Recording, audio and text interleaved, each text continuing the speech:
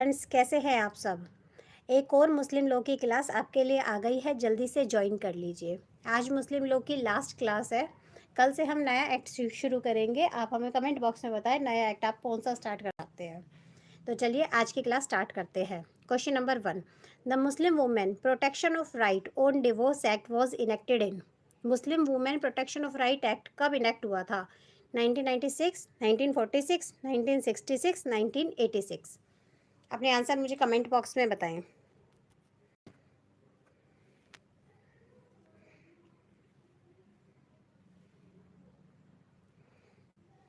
बताइए, Muslim women protection of right and divorce act कब enact हुआ था? 1996, 1946, 1966, 1986। The correct answer is D, 1986। Correct answer क्या हो जाएगा? 1986। सेकेंड क्वेश्चन है, under the dissolution of Muslim marriage act 1939 which of the following is not a valid ground for judicial divorce. Dissolution of Muslim marriage act 1939 के अंदर इनमें से कौन सा वैलिड ग्राउंड नहीं है डिवोर्स का? Option A, the husband is missing for 3 years, B, husband failure to maintain the wife for 2 years, C, imprisonment for of husband for 7 year, या D, husband failure to perform a marital obligation for 3 years। बताइए कौन सा valid ground नहीं है? Husband 3 years के लिए missing है, husband fail हो गया है मेंटेन करने के लिए वाइफ को 2 years के लिए, हस्बैंड को 7 साल की जेल हो गई है, या हस्बैंड फेल हो गया है मैरिटल ऑब्लिगेशन के लिए 3 years तक। बताइए अपने सेकंड क्वेश्चन का आंसर बताइए क्या होगा। ऑफ मुस्लिम मैरिज एक्ट 1939 के अंदर कौन सा वैलिड ग्राउंड नहीं है जुडिशियल डाइवोर्स का? आंसर हो जाएगा A, husband is missing for 3 years। Act में क्या गिवन है? हस्बैंड अगर 4 साल के लिए मिसिंग रहता है तो वो डाइवोर्स का ग्राउंड बन जाता है। 3 years का मेंशन नहीं किया गया है। ये सही है कि हस्बैंड फेल हो जाता है मेंटेन करना वाइफ को 2 साल के लिए तो ग्राउंड बन जाता है डाइवोर्स का, या उसे 7 साल की सजा हो जाती है और 3 साल तक वो मैरिटल ऑब्लिगेशन को परफॉर्म करने में फेल हो जाता है। तो ये सब ground dissolution of Muslim marriage act में गिवन है, लेकिन हस्बैंड 3 years के लिए मिसिंग हो जाता है, ये ग्राउंड गिवन नहीं है। तो करेक्ट आंसर क्या हो जाएगा? Option number A, husband is missing for 3 years। Next question देखिए, which of the following is not the main source of Muslim law. इनमें से कौन सा मेन सोर्स नहीं है मुस्लिम लॉ का? A, sunna, B, ijma, C, justice, equity and good conscience, या D, custom. बताइए main source of Muslim law क्या नहीं है? Sunna, ijma, justice, equity and good conscience, या डी, कस्टम। बताइए अपने आंसर। क्वेश्चन नंबर 3 का आंसर बताइए। जो बच्चे लाइव देख रहे हैं अपने क्वेश्चन का आंसर बताइए। आंसर क्या हो जाएगा? Which of the following is not the main source of Muslim law? Sunna, ijma, justice, equity and good conscience and custom. Answer क्या हो जाएगा? देखिए सुन्ना, इज्मा और कस्टम ये सब तो मेन सोर्स है, लेकिन जब ये सोर्सेज काम नहीं करते तो डिसीजन कैसे लिया जाता है? Justice, equity and good conscience पे। ये हमारा सेकेंडरी सोर्स माना जाता है। तो आंसर क्या हो जाएगा? C, justice, equity and good conscience. ठीक है, जो बच्चे लाइव देख रहे हैं, आज हमारी मुस्लिम लॉ की लास्ट क्लास है। कल से हम एक नया एक्ट शुरू करेंगे। आप मुझे कमेंट बॉक्स में ज़रूर बताना कि आप कौन सा नया एक्ट स्टार्ट करना चाहते हैं। ठीक है, नेक्स्ट क्वेश्चन देखिए, a Muslim can marry any number of wife not exceeding 4। एक मुस्लिम मैन 4 शादियों से ज़्यादा शादी नहीं कर सकता। If a Muslim marry a 5th wife, अगर वह 5वीं शादी करता है, सच अ मैरिज शैल बी। तो ऐसी शादी क्या होगी?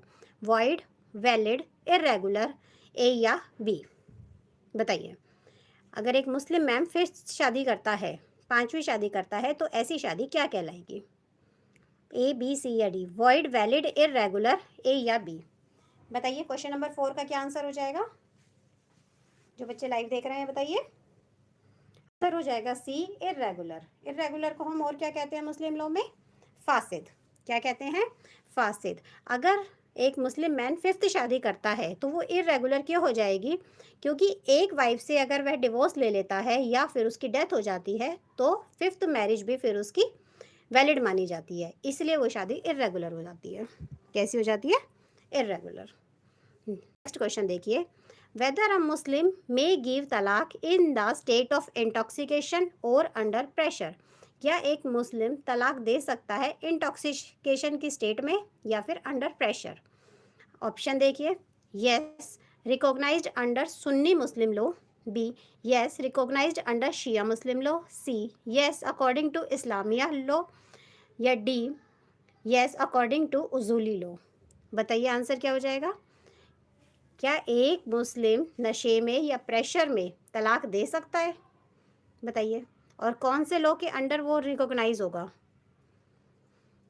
आंसर क्या हो जाएगा। ए यस दे सकता है। कौन से लॉ में रिकॉग्नाइज्ड है? Under Sunni Muslim law. कौन से लॉ में रिकॉग्नाइज्ड है? Sunni Muslim law. ठीक है, समझ आ रहा है सारे बच्चों को? आगे चलें, नेक्स्ट क्वेश्चन देखिए।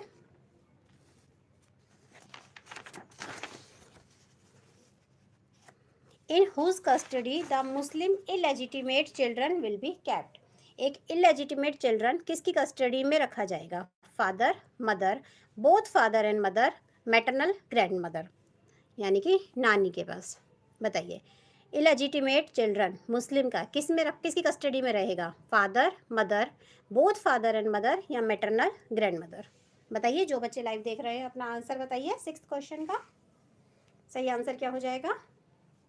इलेजिटिमेट चिल्ड्रन किसकी कस्टडी में रहेगा? आंसर हो जाएगा बी, मदर की कस्टडी में। ठीक है, आगे देख चले, नेक्स्ट क्वेश्चन देखिए। जो बच्चे चैनल पे पहली बार आए हैं, चैनल को सब्सक्राइब कर लेना। हम डेली 2 बजे क्लास लेते हैं दोपहर में, और शाम को 7 बजे। कल से एक नया एक्ट शुरू हो, मुस्लिम लॉ की क्लासेस हमारी ख़त्म हो गई है। और वीडियो को लाइक भी ज़रूर कर देना। नेक्स्ट क्वेश्चन देखिए, which one of the following is not an essential for valid gift और hiba under the Mohammad law? Declaration of gift, gift का डिक्लेरेशन होना चाहिए।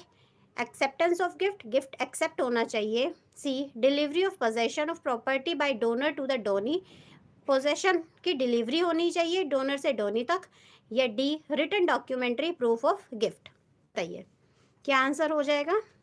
क्या असेंशियल नहीं है एक वैलिड गिफ्ट और हिबा के लिए? क्या ज़रूरी नहीं है? देखिए, गिफ्ट का डिक्लेरेशन होना ज़रूरी है, गिफ्ट की एक्सेप्टेंस भी ज़रूरी है, और गिफ्ट की डिलीवरी भी होनी ज़रूरी है। लेकिन ऐसा कोई ज़रूरी नहीं है कि रिटन डॉक्यूमेंट बनाई जाए। ओरली भी बोल दिया, ओरली डिक्लेरेशन कर दी, इनफ है। आंसर क्या हो जाएगा हमारा? क्या एसेंशियल नहीं है? D written documentary proof of gift. Answer क्या हो जाएगा? रिटन डॉक्यूमेंट्री बनाना बिल्कुल भी ज़रूरी नहीं है, ओरल भी होता है। क्वेश्चन नंबर 8 देखिए, under Muslim law in the gift there are following party, namely gift के अंदर कौन कौन सी पार्टी होती है? Donor and a witness only, C relative only, या डी डोनर और डोनी? बताइए, जब एक गिफ्ट दिया जाएगा तो कौन सी पार्टी होगी इसमें से? तो बहुत आसान क्वेश्चन है सब, बताइए आंसर क्या हो जाएगा। डी डोनर और डोनी। नेक्स्ट क्वेश्चन देखिए, zihar is a method of divorce of Muslim in which husband compare his wife with sister of his wife, wife of her mother, his mother, और none of the above? Answer क्या हो जाएगा? C his mother. Next question देखिए, where a hiba is purported to be made with condition और restriction annexed as to its use and proposal? इसका answer आप मुझे comment box में बताइएगा। आज बस इतना ही, कल मिलते हैं दोपहर को 2 बजे। चैनल पे पहली बार आए हैं तो चैनल को सब्सक्राइब कर लेना और वीडियो को लाइक कर देना। तब तक के लिए बाय बाय।